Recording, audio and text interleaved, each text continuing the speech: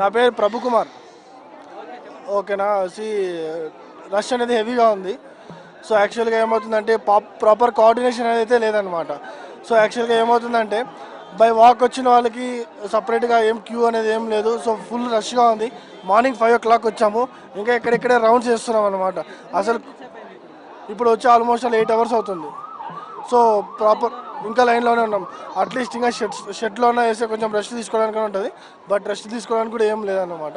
Full అంటే tired అయిపోయిన. By walk వరకు వచ్చింటారు కదా, by walk 4-5 hours by walk చేసి వచ్చింటారు. కానీ బట్ అయితే ప్రాపర్ కోఆర్డినేషన్ అయితే ఎటువంటి కోఆర్డినేషన్ లేదు.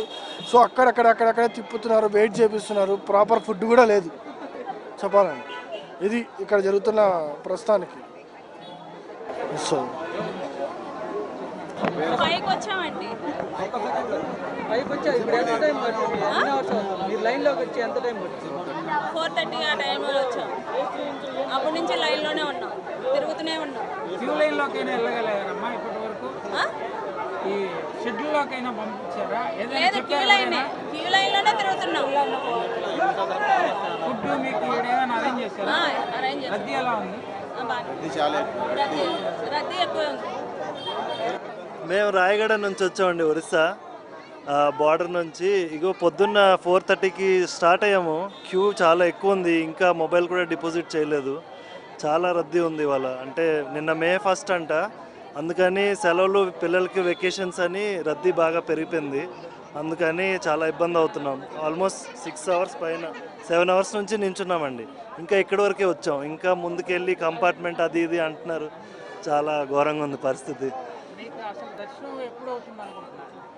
ఏమో రాత్రి 12 అవ్వచ్చు అనుకుంటున్నాం అంటున్నారు అట్లా.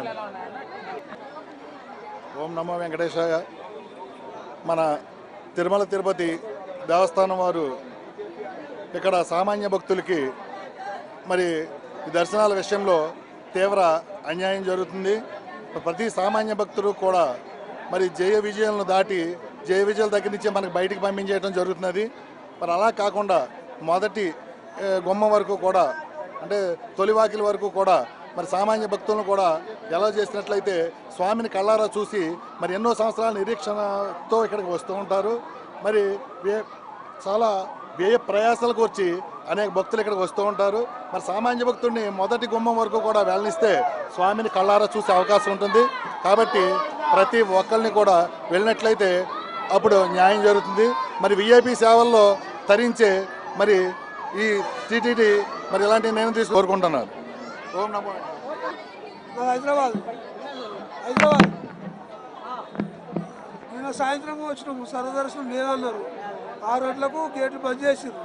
మళ్ళీ పొద్దున 6 గంటలకు ఓపెన్ చేస్తామని చెప్పారు. రాత్రి 2 గంటలకు ఓపెన్ చేసిర్రు. రాత్రి 2 గంటల నుంచి ఇప్పటి వరకు లైన్లోనే వస్తున్నాం మేము. నైట్ నుంచి తిరుగుతూనే ఉన్నాము. మాకు ఒక్కోసారి పాలు ఇచ్చిర్రు అంతే. సెట్లోకి వెళ్ళి ఒక్కసారి పాలు ఇచ్చిర్రు, మళ్ళీ ఉప్మా లేదు, ఏం లేదు. జస్ట్ ఇప్పుడు సల్ల ఇచ్చిర్రు మాకు. సల్ల మాకు ఇంకా తిరగవలసి వస్తుందో మాకు తెలియదు. పిల్లలు ఆగమవుతుర్రు, వృత్తులు ఆగమవుతుర్రు. ఆల్రెడీ ఒక పేషెంట్ పొద్దున పిలిచి వచ్చి పడిపోయాడు.